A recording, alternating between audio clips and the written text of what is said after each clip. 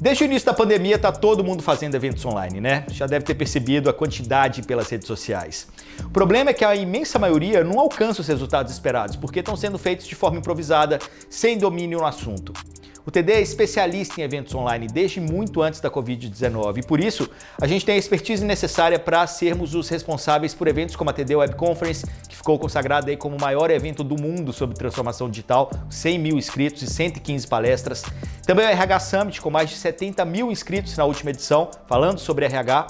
A Money Week, que também passou da marca dos 100 mil inscritos, e muitos outros. Então, se você realmente quer ter resultados e falar da melhor maneira com seus clientes no online, pode contar com a gente. É só mandar um e-mail para contato@transformaçãodigital.com. Está todo mundo vendendo online, menos você? Prazer, somos a Nuvem Shop. Descubra hoje a nova fase do seu negócio com rapidez, simplicidade, segurança e o melhor, layouts personalizáveis grátis para deixar a sua loja virtual com a sua cara. Quem é empreendedor sabe que sempre existe um novo passo a ser dado. Junte-se a mais de 40 mil empreendedores pela América Latina e venda online pela Nuvem Shop para todo o Brasil. Nuvem Shop, potencializando histórias de sucesso.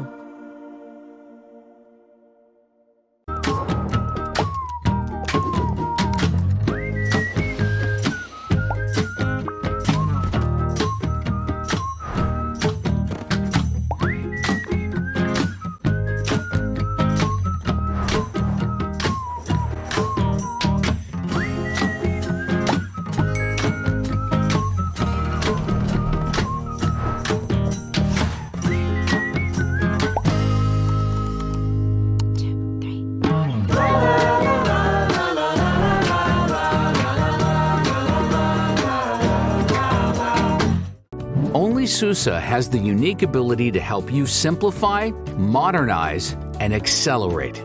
There is a reason why 80% of Fortune Global 50, 4 out of 5 of the world's largest banks, 7 out of 10 of the largest retailers in the US, 7 out of 10 of the world's largest manufacturers trust SUSE in their most mission-critical parts of their business. This is because at SUSE, our only agenda is customer success.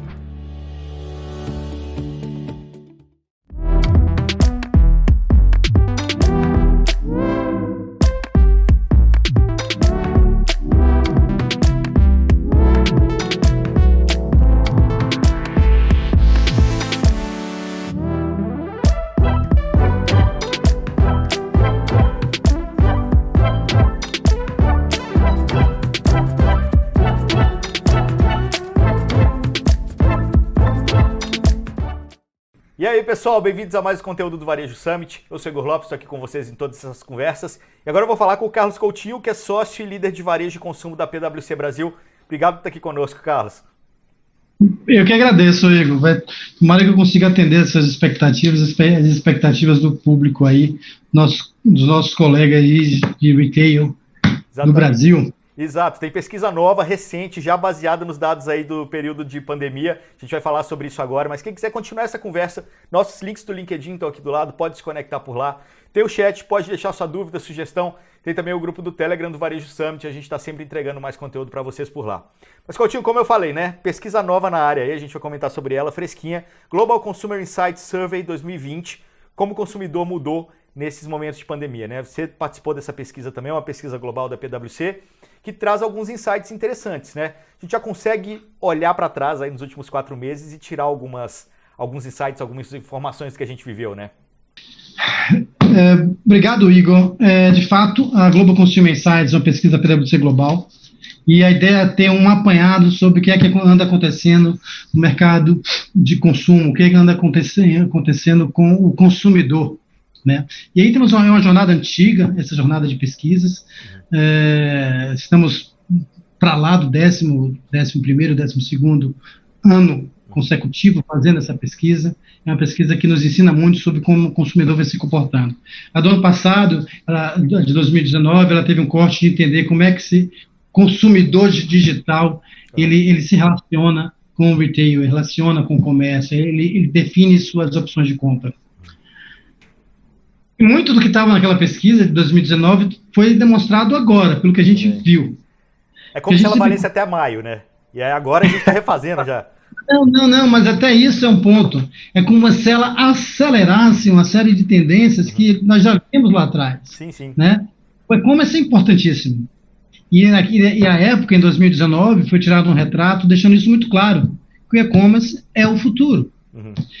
A discussão em cima do e-commerce, do omnichannel, da utilização dos multicanais, do acesso ao consumidor, de ter um consumidor mais informado, um consumidor mais inteligente, um consumidor mais preparado, mais exigente, né, que troca a preferência dele ao toque, ao manejar dos dedos no iPhone, de um smartphone, de qualquer telefone móvel que você pode ter, e ele vai escolhendo e definindo suas opções de consumo muito rapidamente.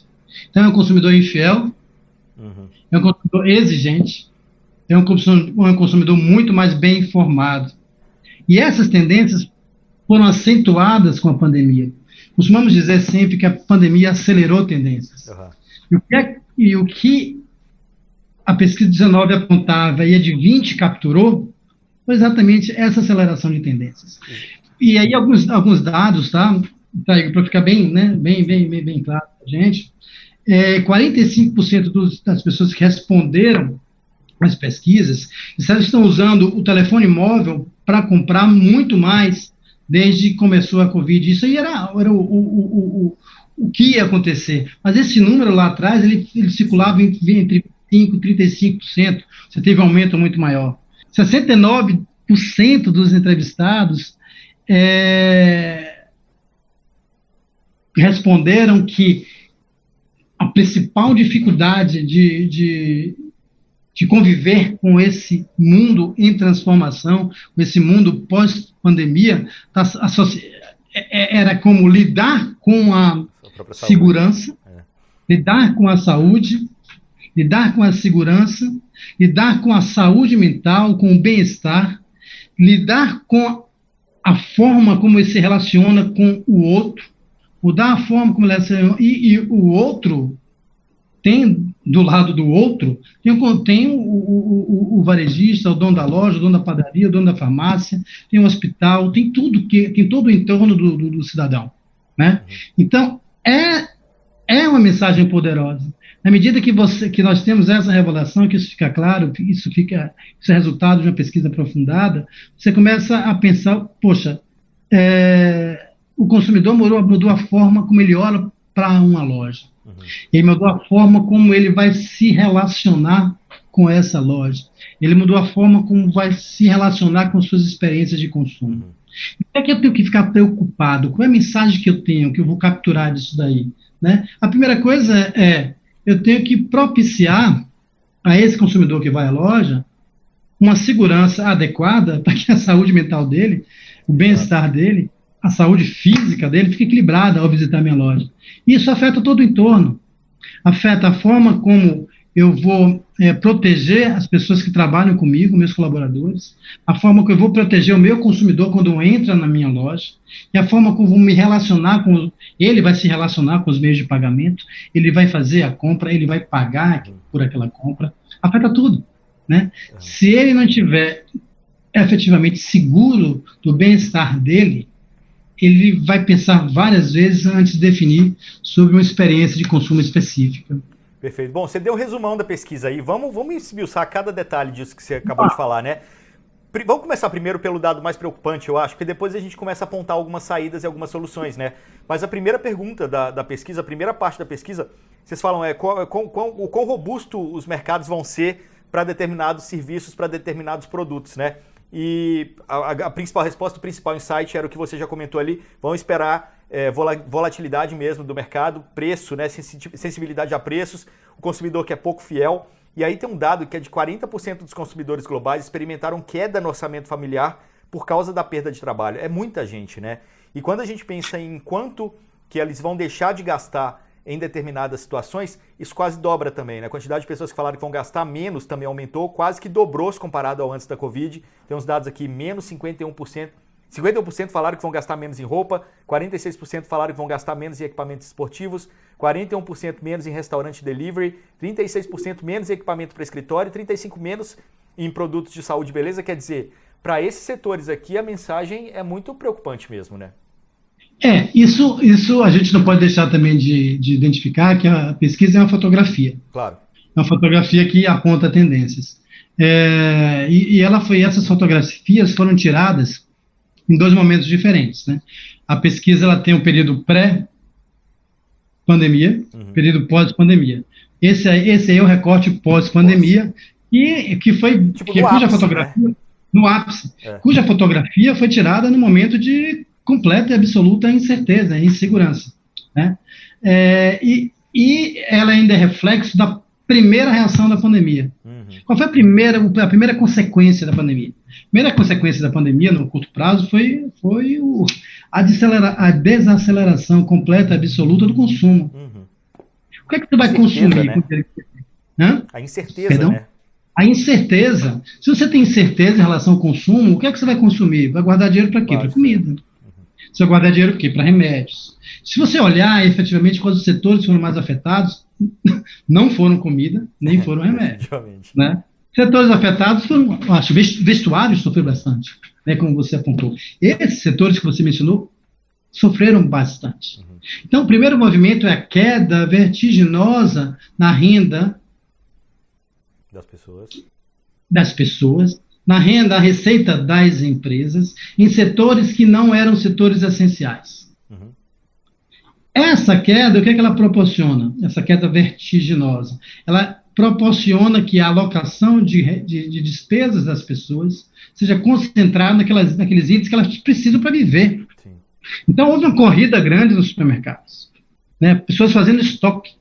Não é comum para nós brasileiros fazermos estoques de comida elevados e tudo mais. Muita gente começou a fazer isso. Então, as vendas nas primeiras semanas dos supermercados, varejistas, elas tiveram um repique enorme. Essa atividade continua a funcionar.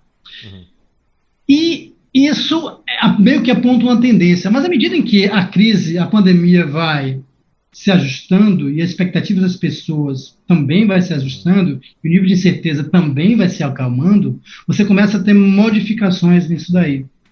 Recentemente... Otimismo, né? Começa a vir também. Otimismo. Recentemente, foi o que nós vimos, né? Recentemente foi divulgado que em maio houve um crescimento significativo nas vendas de varejo. Brasil como um todo. Sim. Mas maio em relação a abril. Abril era um fosso, né? Abril foi um mês muito terrível, abril era um fosso. Então, essa expectativa de maio era normal por conta do consumo represado, né? Por outro lado, além do supermercado, outros setores, Igor, eles se fortaleceram. Aquele que estava preparado para navegar no ambiente digital, que era algo que a pesquisa 19 já falava, aquele que estava preparado para navegar no ambiente digital, ela surfou uma onda extraordinária agora. Né? Você teve movimentos disruptivos que só não foram maiores por conta de 2 temas que não se conseguem resolver assim: logística e distribuição. Então, as empresas que tinham um alicerce forte no e-commerce, elas conseguiram crescer bastante, passaram esse momento de crise, passaram muito bem. Mais que isso mudou o hábito do consumidor, que antes não recorria para o e-commerce, agora ele começou a recorrer mais por conta da crise, não teve jeito. E ao não ter jeito e a recorrer mais, ele cria o hábito de fazer isso mais vezes.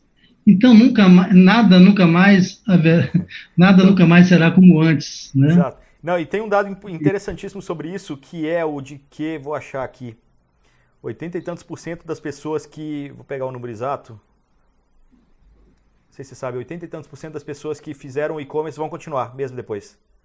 Exatamente. Nunca mais nada será como antes. Essa é outra fase importante. Depois que você experimenta o e-commerce e vê que é seguro, que não vai acontecer nada com seu cartão de crédito, o que se acontecer é uma exceção, enfim, enorme, né? Mas a regra é que não vai acontecer. Sua compra é segura, você se sente seguro comprando. Se você sente seguro que depois de comprar, a mercadoria vai chegar em sua casa, vai chegar bem na hora certa, no dia que você quis. Você continua. E mais barato.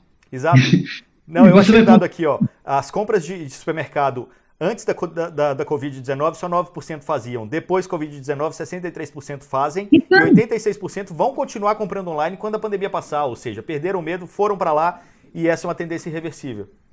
irreversível, Igor. Você fez o dever de casa, viu? Foi a fundo na pesquisa, perfeito, exatamente esse recado. Eu ia puxar essa informação agora, na medida que eu falei que nunca mais nada será como antes. As pessoas não vão mudar alguns dos hábitos de consumo. Outros vão mudar, né? Outros consumos vão mudar. Obviamente, o mercado que começa a surgir agora na parte de entretenimento, é que as pessoas estão começando a voltar a assistir cinema dentro do carro, né, com projeções grandes, em ambientes abertos e tudo mais.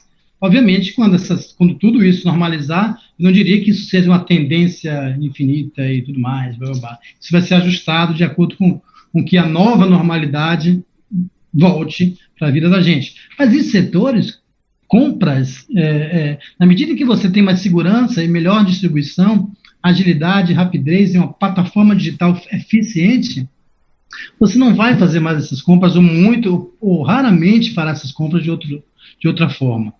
Por isso, sim, é cada vez maior a aposta nas duas coisas, né? A aposta no multicanal, saber usar o canal da loja física com eficiência, entendo ainda que é fundamental, tá? Mas o canal virtual, o mundo virtual, ele se acelerou. E essa aceleração vai ficar presente no nosso dia a dia durante muito tempo. Mas muito tempo. Não, mas tem uma mensagem importante aqui, que é como agir nesse sentido também, né? Ok, as pessoas migraram para o digital, mas elas também estão buscando o básico. Então você tem que entender aí com a questão de logística e supply chain, para que aqueles produtos básicos não faltem, né? Porque são eles os mais demandados nesse momento, e é aí que talvez esteja o caminho para você se dar bem, né, ou pelo menos se manter vivo nesse momento. Né? É uma conjunção de várias coisas, né? E esse tema aí que você trouxe agora é importantíssimo. Como eu falei, o primeiro impacto foi na demanda. O primeiro impacto foi queda abrupta de demanda. O segundo impacto foi o quê?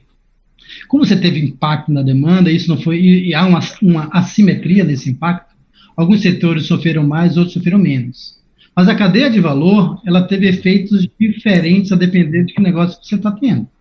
Então, você teve uma assimetria na forma como a pandemia afetou os mercados, e dentro da cadeia de valor de um segmento específico, você também teve elementos assimétricos. O funding gap, o acesso a crédito, por exemplo, as empresas sofreram. Algumas sofreram mais do que outras, mas em geral elas sofreram. O acesso a crédito é assimétrico. Capacidade de sobreviver sem crédito é assimétrica. O cash flow das empresas é assimétrico. Então, tudo isso afetou. E como é assimétrico, você pode ter riscos de interrupção em algum momento da sua cadeia de fornecimento. Então, o seu fornecedor pode não estar preparado para continuar fornecendo para você, isso vai impactar a sua capacidade de vender. Os caminhões, lembra, no início também tivemos um momento terrível de complexidade em fazer as entregas. O Brasil, ele usa o transporte rodoviário, né, de uma forma muito intensiva, né, os caminhões, né, como os caminhoneiros vão comer durante esse período, já que os restaurantes são fechados. Isso é impacto na cadeia de suprimentos. E se esse elo quebra, o produto não chega e desestabiliza tudo que vem para frente.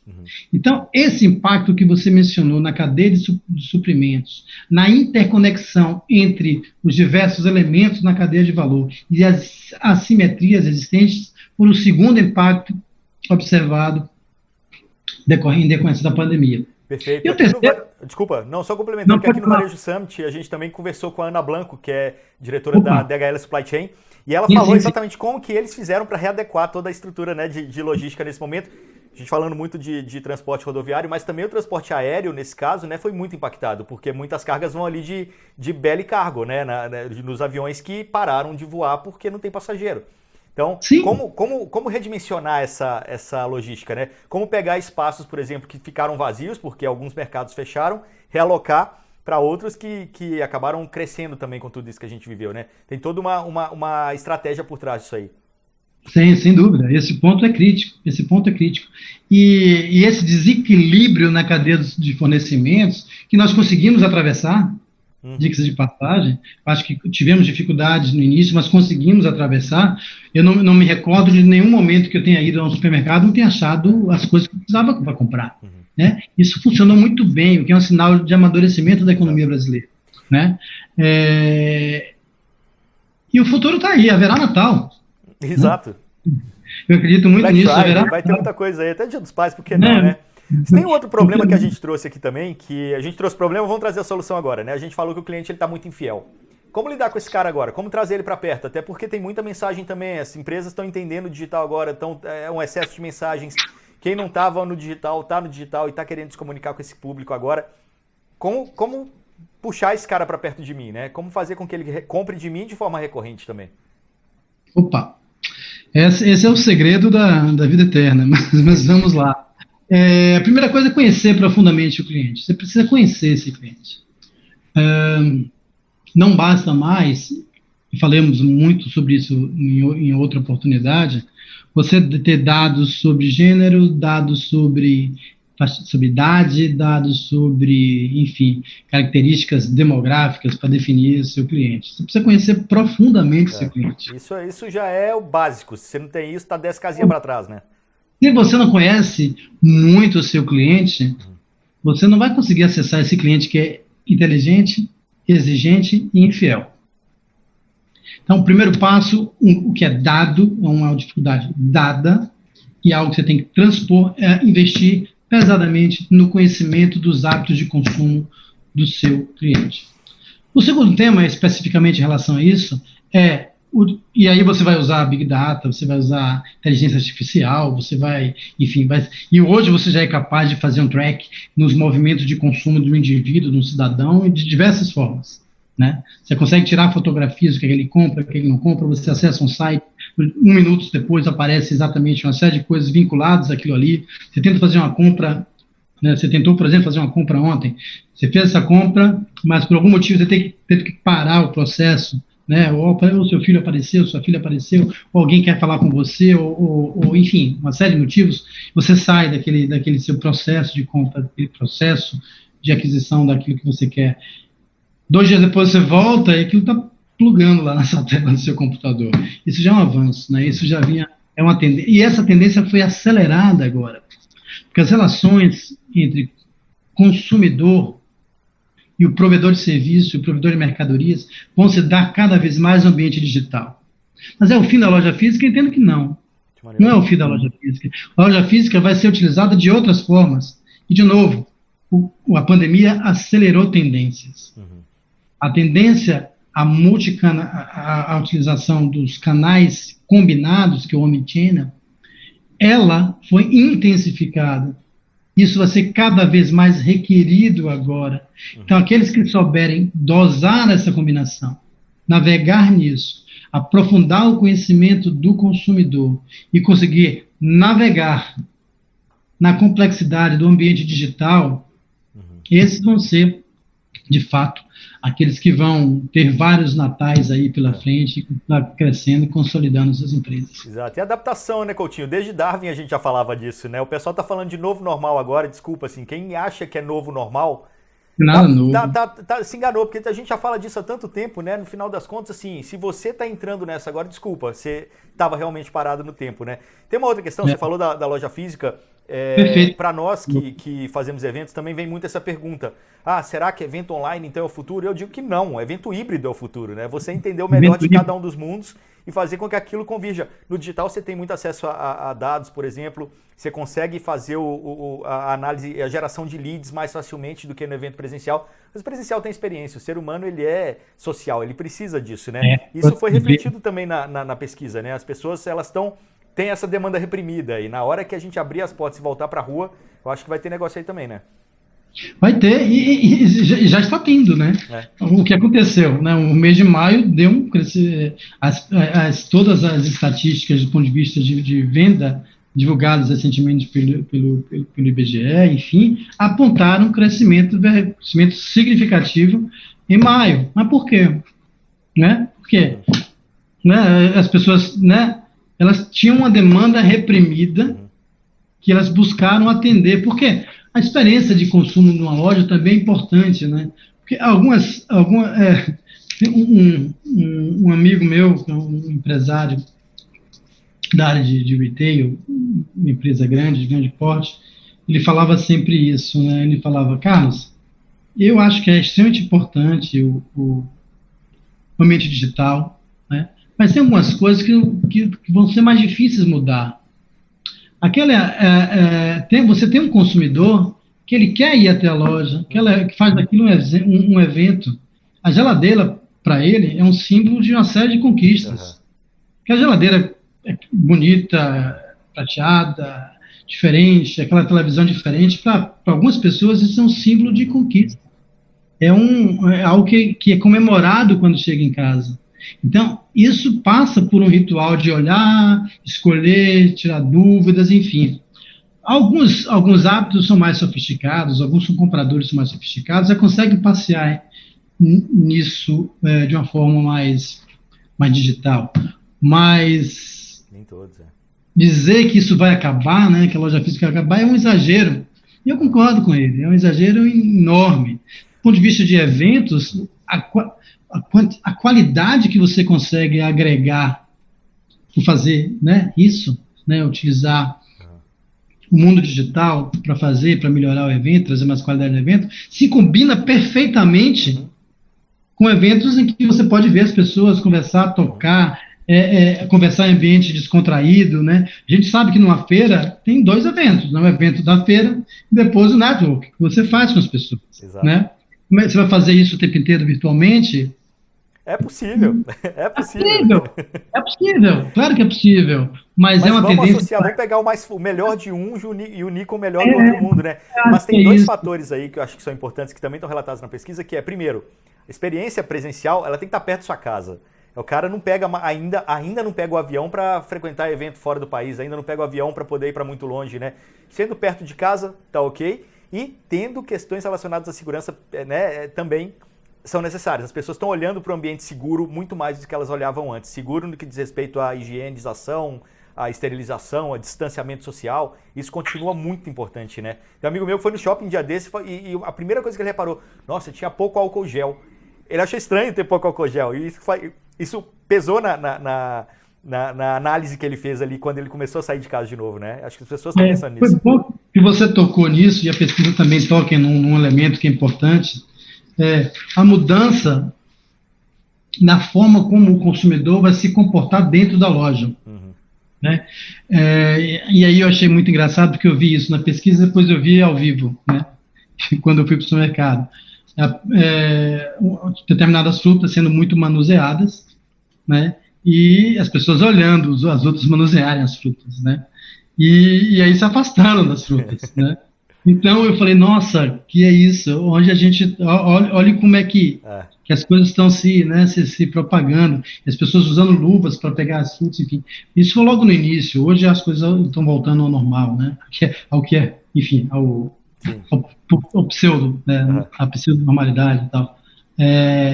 Ao normal transformado, né? Isso. Como você disse, é o novo normal. Mas esses hábitos e esse tipo de preocupação consigo mesmo, que você se achava super protegido, né? Isso não vai me atingir. Isso vai afetar seu hábito de consumo dentro da loja, né? Por isso, no início, eu falei, garanta a segurança das pessoas que trabalham para você, garanta a segurança do seu consumidor, do seu cliente. Ela vai ser fundamental na decisão de compra dele. Fundamental. Legal. Tem outra coisa que combina também com o que vocês viram na pesquisa, foi uma frase que eu vi do Alfredo Soares já desses, ele falando que, cara, vamos parar de tentar imaginar o futuro ou prever o futuro. Muitas empresas agora aceleraram o que elas já tinham programado de roadmap e todas falam isso, nossa, que legal, acelerou. Só que, claro, legal, mas muitas delas estão esquecendo de olhar para trás aqui nesses últimos 2-3 meses e entender que o perfil do consumidor também mudou e talvez aquele roadmap que foi desenhado não faz mais sentido ou que precisa de adaptações. Então vamos olhar um pouquinho para trás e entender esse novo caminho que a gente tem que percorrer, né? E aí vocês mostram uma questão interessante que é o seguinte, que em 11 anos de pesquisa, a gente está falando, em 11 anos que vocês fazem pesquisa, vocês nunca identificaram comportamentos tão específicos aí nesse novo consumidor, que tem a ver com a transparência, sustentabilidade, limpeza, né? E cleanliness, community living, né? Viver com as pessoas, o social isso tudo acaba se convergindo de uma forma muito intensa também na pesquisa de vocês. Assim, o que é o próximo, né? O que vem por aí? O que deve estar representado na pesquisa do final do ano? Esse é o grande ponto, né? O que é que vem? Né?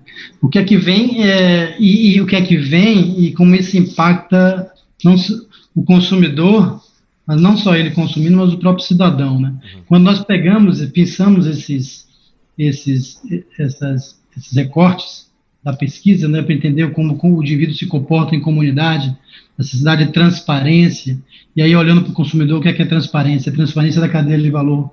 Eu definir, quando eu vou comprar alguma coisa, saber de onde veio aquilo ali, né? Eu tenho que ser, o consumidor exige de mim mais transparência, eu tenho que ser mais transparente consumidor para continuar mantendo e desenvolvendo a relação de confiança, a relação de integração e interação que eu tenho com esse consumidor.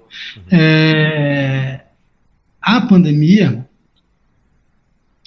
ela impactou tudo isso, né? A cobrança de você que vive em condomínio, né? Você não vai ficar, você vai ter o bom senso de não ficar recebendo muita gente em sua casa, né? Porque sabe que naquele prédio moram outras pessoas estão mais susceptíveis a ficar doentes, então o senso de comunidade, ele muda, né? O senso de comunidade muda quando você está em casa, o senso de comunidade muda quando você vai até uma loja comprar, o senso de comunidade e a exigência de transparência são mais relevantes. Tudo isso forma o consumidor, e eu volto para aquilo lá de trás, Igor, a exigência do consumidor. Ele está muito mais exigente, ele está muito mais infiel, ele está muito mais questionador e muito mais poderoso. As opções de consumo, ele exerce suas opções de consumo hoje de uma forma completamente diferente do que existia depois. Embora haja isso que a gente chama de teoria do arco, né, que você puxa o arco, você estica, solta, ele volta, né? Então, o que o consumidor está fazendo, ele fez em maio, vai ser uma tendência para sempre. Mas nunca mais as coisas vão voltar ao que eram antes, né? Você esticou o arco, ele voltou para o lugar, mas não voltou para o mesmo lugar, né?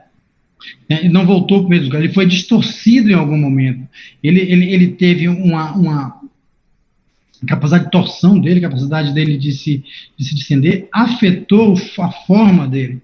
Ele nunca mais vai ser o mesmo, vai ser um outro, né? E isso é o consumidor. O consumidor nunca mais vai ser o mesmo, mas também não vai mudar completamente, né? Ele vai assimilar isso ao seu padrão de consumo, e eu diria que o impacto, nós só vamos conseguir, aliás, como tudo, saber o real impacto de tudo que está acontecendo agora ano que vem, né? Quando você vai conseguir, ou, sei lá, em algum outro momento, quando você vai conseguir olhar para trás e ver cada um desses momentos. Hoje a gente já consegue ver o primeiro momento, retração da demanda, questão da disrupção das assimetrias nas cadeias de valor, risco de interrupção de fornecimento. A gente consegue ver essas fases hoje, questão do crédito, né? E agora a gente está vendo a fase de como eles vão voltar, de que forma o consumidor vai voltar. E isso a gente não tem a resposta ainda. Estamos especulando. E é bom especular nesse assunto. Exato. Não, mas aqui pelo menos a gente tem o caminho, né? Aquilo que eu falei, a gente olhou um pouquinho para trás, viu aí as mudanças super recentes, e a partir disso você constrói os próximos meses, né? As próximas anos. Não tem mais planejamento de 5 anos, né? Tem planejamento de logo ali. Eu acho até que tem, mas eu acho até que tem um planejamento. Não nesse contexto que a gente está falando aqui. Mas sob o hábito do consumidor, eu não sei. Né? Isso aí não dá para ter, não. Esse não dá. Você tem um planejamento para amanhã, para o mês que vem. Tipo isso. Né? E mais, você tem que descobrir logo que você errou. Isso é outra coisa. Toma decisões rapidamente. E se você errar, descubra logo e conserte logo. Né? Não experimentar é o grande risco. Experimentar, descobrir que errou e consertar rapidamente é o caminho. Não experimentar vai deixar você lá atrás. Exatamente. Bom, nosso tempo aqui está chegando ao fim, mas a pesquisa completa está aqui do lado, a Global Consumer Insights Survey 2020. A gente vai deixar o link aqui no chat. Tem também o LinkedIn, pode entrar em contato conosco por lá. Tem o chat, deixa sua dúvida, sua sugestão. Tem o grupo do Telegram do Varejo Summit, a gente está sempre entregando mais conteúdo para vocês por lá. Conversei aqui com o Carlos Coutinho, que é sócio e líder de varejo e consumo da PwC Brasil. Coutinho, brigadão pela conversa, valeu demais. Eu que agradeço, Igor. Um abraço a todos. Se cuida.